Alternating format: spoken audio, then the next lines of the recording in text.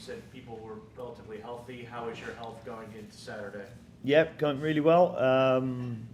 Everybody's fully fit. We've got good numbers out on the training ground at the moment, which is really good.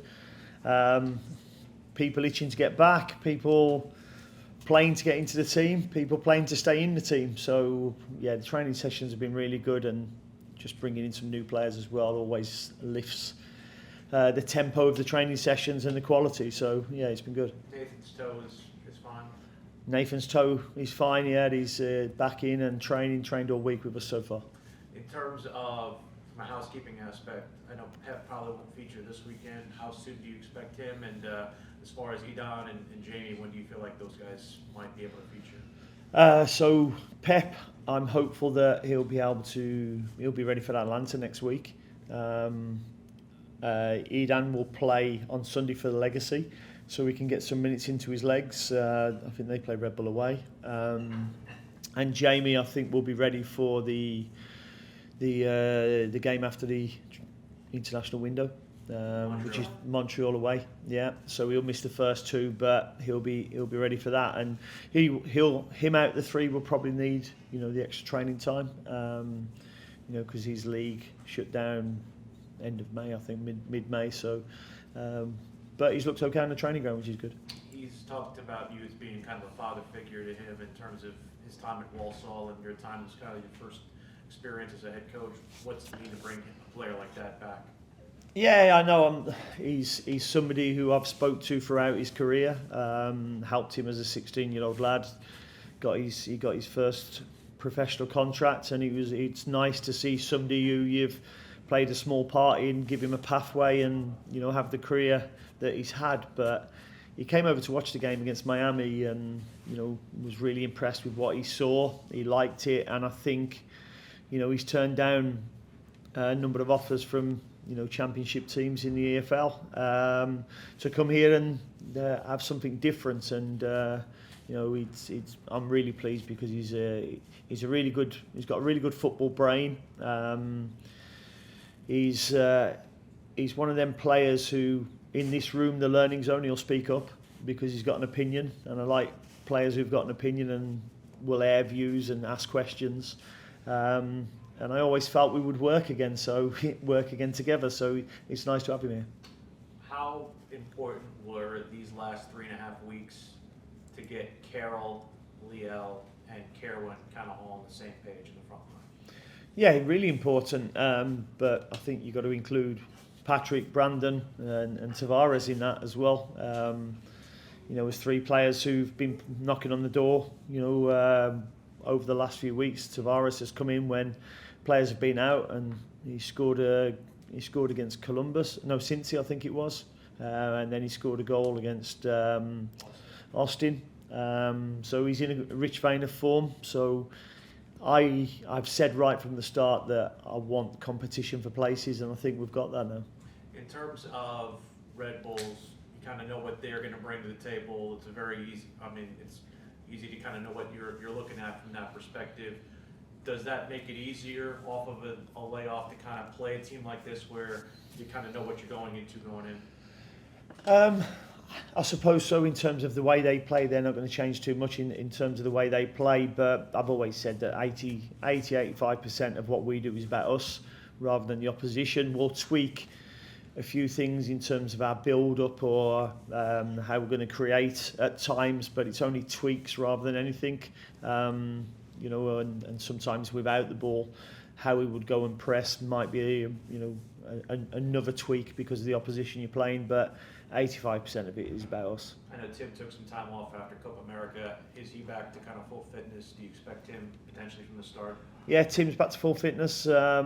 He's going to put competition up to Addy and Privs, which is important as well. You mentioned Jamie coming for the Miami game. Was that at your invitation, or did he think Messi was playing that day, or what was he? No, he knew Messi weren't playing. It was the Copa, but he wanted to come over. So, I've always kept in touch with him, and there was an invitation there.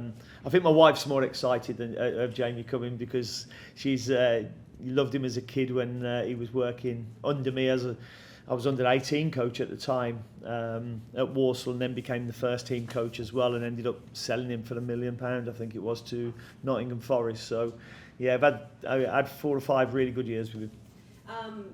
Do you see him as a different player now that he's 32, or is he, you know? I hope he is. I hope he's learned a lot more. But yeah, no, he's a player that can score goals, that can create goals. He understands the game. A very intelligent footballer. So yeah, he's improved. He's matured an awful lot. So he got a warning letter off me at 16 years old, and he's improved from there. You guys had a friendly on Saturday. We did, yeah. We had Independence in. Okay. Yeah. And Zoran said, and to the Mint City guys, that Liel and Carol kind of showed some dynamic play between the two of them. Did you? Yeah, there's some really good interplay between a few of the players. You know, Kerwin included, Tavares, Bronico, Ben Bender scored a goal as well. So yeah, there's some really good interplay. You know, and starting to get some really good understandings between players who haven't been here as long as other players. And watching Pep in practice now, what do you notice about him? Yeah, he's certainly got quality. He's got really good balance. His first look is always forward, which is really good. And yeah, he is what I expected him to be. He's a good player. And then finally, with these new pieces, do you expect to tweak your style of play a little bit up front, or do you know, will it change your strategy? No, not really. I mean, we're always looking to work patterns to beat teams. You know, if they're a high line, we'll look to play behind that high line. If they drop low, then we've got to draw them out, so open spaces up to go and create chances. So, you know, that thing is going to just continue to work, and a style of play should be one that's continually evolving as well. Thank you. No worries. You mentioned that Jamie had offers from championship teams, but he signed with Charlotte for the rest of the season and an option for next year. Correct. So I guess my question would be why it feels like there's not much of a commitment to him and from his side to agree also on this contract. What were the conversations like to have him agree to just be here for the rest of the season? The conversations were, come over and show me what you're about again. You can come over and see if it's for you as well. So it was a two-way street. Obviously, he wanted to come over because it's me, and I wanted him to come over because it's him. So it was a simple conversation. We both want to have a look at it, and I'm really hopeful that it will work. Is there some hesitation as to why it's only a couple through the remainder of the season? No, not really. You know, we've got a push now for 9 games to get into the playoffs, and you know. That's our role at the moment, and then go as far as we can in the playoffs. And you know, I wanted some quality players in, and you know, it gives optionality to both sides once we get to the end of that season. Okay, so then I would follow up with him and Pep. What are maybe some of the parameters that you'll be looking at, because they're both players that are just technically going to be here till the end of the season? Options for. What do you mean parameters?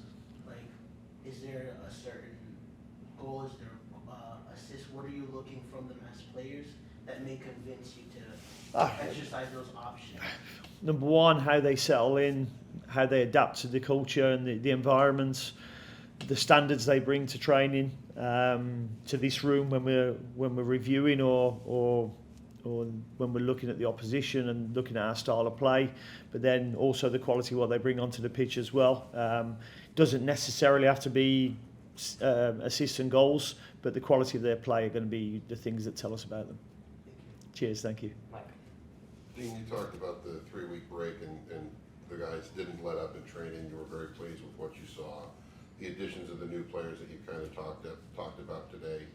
Have you noticed that the, I guess, overall dynamic of the team has maybe elevated with the new faces and ramped up the training competitions, those in-practice moments, and as I asked you last week, have you needed the Advil because you have decisions to make about your starting 11 and who you dress on game day? Yeah, no, the training's definitely gone up a notch. You can feel that. You can also feel that they're getting into game mode and getting ready, and you know, there's that anxiety amongst them, who's playing, who's not. And I'll name the team to them tomorrow morning, and they can put their minds at rest and get ready, for that game against New York Red Bull, which is going to be a big game for us. You want to go ahead and tell us that now, so we have it? But when you look at the final 9 in the regular season, 9 games you've got left, and you just mentioned things gone up a notch. What is like your inner? Is there an inner excitement from you about the position this team is in now to make a push, get top 4, get as high as you can on the table? I mean, is there anything going on, inside you about? Wow, we might be in good shape here. There's a saying in the UK that we're getting to the time that becomes squeaky bum time. And it's a time that I really enjoy because it's the time where good teams go on good runs, and when good teams go on good runs, they win things. You look at the top teams in like Man City, for instance. This is the time they go on runs, and I feel that we've added the quality to our squad, and when other bums go squeaky, ours won't. Does that mean they're moving their seats? Just as used that terminology before. It's in English. I'm good. Thank you. Caleb. I mean, I got squeaky bum time. I can't. Bridget, you go ahead. We'll go to Caleb again. In the last 3 weeks, we got to see George Marks play for the Legacy a couple times. We haven't heard you talk about him a lot. What do you have to say about George? Yeah, he's had not as much game time as he would certainly like, especially with the first team. Callie's done ever so well. That last game, Dave Bingham came in and done really well as well, so it's been frustrating for him. But he's got some game time with the Legacy and done really well when he's played with the Legacy. And the one thing I can say about him, his attitude and application in training have been top notch. A great lad who's frustrated because he wants more minutes. Unfortunately, I haven't been able to give him them minutes. But it hasn't stopped him working hard. Caleb. Hey. So last time you guys played the Red Bulls, it was a tough loss. It was that notorious or infamous tackle on Ajimani. What are some things that need to change this time around to get a positive result? If we take 5 minutes out of that game, we would have had a positive result. We had a 5-minute spell where we lost our way and conceded 3 uncharacteristic goals for us. I thought we controlled large periods of that game, and because we're playing them, we've obviously been looking back at some of the video of that game, and we've done a lot of things really well. Missed some really big chances as well at 0-0. So we know what's to come from them. They'll know what's to come from us, and we've got to make sure that for 90 odd minutes that we're fully concentrated. That's it for me. Appreciate it. No worries, thank you. Okay. Hello? Jorge asked about Patterson and Beal. I mean, are they necessarily competing for the same spot, or could you see both of them coming back if they both? They could both play in the same team, that's for sure. Looking how they've already linked up in training so far, so that's the competition that we wanted. I've got to judge on fitness levels of both of them as well as the time pans out. But obviously Jamie won't be available for a few weeks anyway. But Pep has been doing a pre-season with Olympiacos, so he's in a good period of his fitness, so I don't think it won't take him too long to want to play games. And Urso, was he available for the League Cup? Urso was on the bench, I believe, against Cruz Azul, right. and he's fit to play. Yeah, he played an hour against Independence as well last week. Will. You mentioned that those 3 guys kind of bring a little bit of juice in. What does it mean, and how do you notice the existing players kind of react, step their game up, knowing that there's an infusion of new players? I think it sparks people when you've got fresh bodies coming in. There's a newness to it, plus the fact that there's also a fear is it my position that maybe somebody's coming to take? But I'm fairly straight and consistent with players. It's you show you're better than them, then you stay in the team, and that's what I want. There's got to be a competitive edge every time you go out to train. And I feel that we've got that now, and I think it lifts everybody as well. Does this mean maybe you reserve observe some different guys who might have featured for you for Crown Legacy time, just to kind of make sure that everybody's fresh? Like, how much does that, with you and Kevin, kind of increase that dialogue? Yeah, well, I mean, I think we've got 4 or 5 players that will go on Sunday and play Red Bull. You know, because we're carrying a big squad now, so these players will have to go and get some minutes, and the minutes will come from you know, the legacy games. Okay, I got Nick Finelli on the Zoom. Nick, go ahead. Thanks. Hey, Coach, can you provide some insight on what specific things you do to kind of welcome and include new people, new places to when you're like the lead?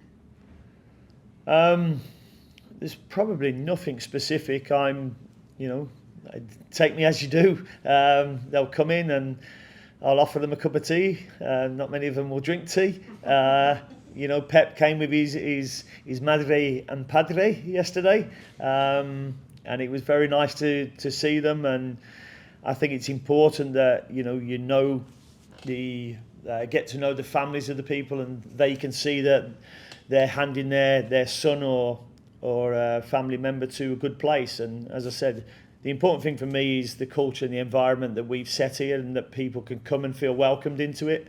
You know, so Idan obviously knows Liel already, so you know he's got some comfort there. Jamie will probably go over to Westy and Nathan and as the Brits, and you know kind of ask where the best places are to live and where to eat and stuff like that. And you know and Pep as well. You know, we're Spanish-speaking people, but his English is really good. So, you know, we welcome them all and help them settle in. All right. And then what is your expectation for players to kind of gel and kind of get on the same page as far as how they benefit from each other's play?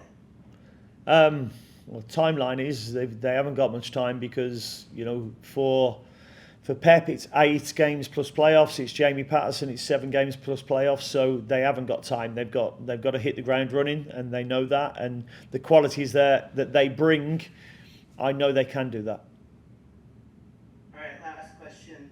Your squad this season has gotten 13 points in 6 matches against teams you have played for the second time. That's actually the best in your career and best in Charlotte FC. So what do you attribute that success to, being able to play a team for the second time and actually have some great results? I don't know. Coaching? I think knowledge of the opposition, that you've already played them once. I mean, as you know, for me, this league at the start for me was new. Coming up against different players who I hadn't faced before, different coaches, different teams. So, you know, learning about, you know, what to expect, what not to expect, strengths and weaknesses of different teams and how to go and exploit them. You know, I had a really good record against Everton. I don't think I got beat by Everton. Well, you may have had a good season with them, but maybe some others not so much. So. Okay. Thanks, Nick. Sorry. It's just outstanding, the difference, that's all. Okay, no worries. Thanks. Thank you, mate. No worries. Thanks, Nick. Go ahead, Tim. So I want to build off of Nick's question, Coach. How are you adjusting to Charlotte? You know, you've been here a while now. Knock on wood, you know, the next 9 games are good enough that we'll still have you next year.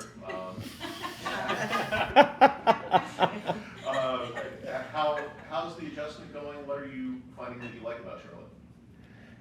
The adjustment's gone really well. I mean, Jamie Patterson's looking at me the last 2 days and I'm wearing like a long sleeve top for training. He said, you must have adjusted well. You know, so yeah, I enjoy the place. I enjoy the weather. My family enjoy it. I'm seeing more of my son, going to watch his games. But the whole atmosphere that's created by this football club is amazing.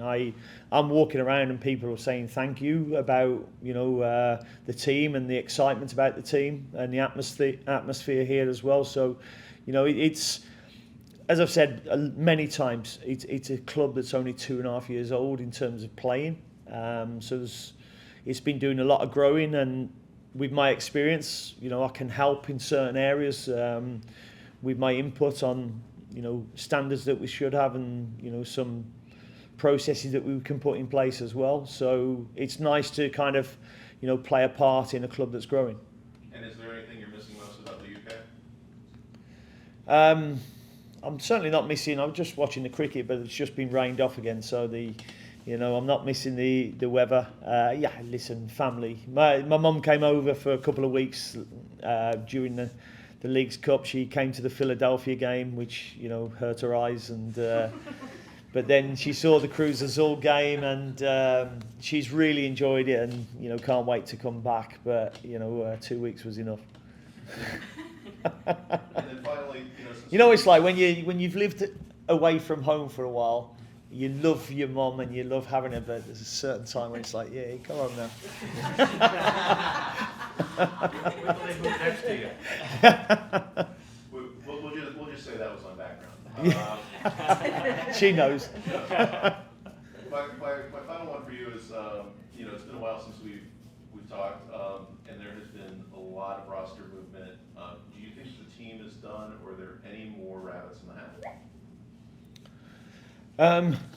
In terms of bringing people in, no. There won't be any more players that are coming in through the door. The window's shut anyway, isn't it? I think you can trade players, I suppose, is the only other way. But no, I'm happy with the squad that we've got going into, a run for the playoffs and then hopefully through the playoffs. Thanks, Coach. Thank you. Thank you very much. Just, do you expect everybody else to have gotten a little better, your opponents from here out? No idea.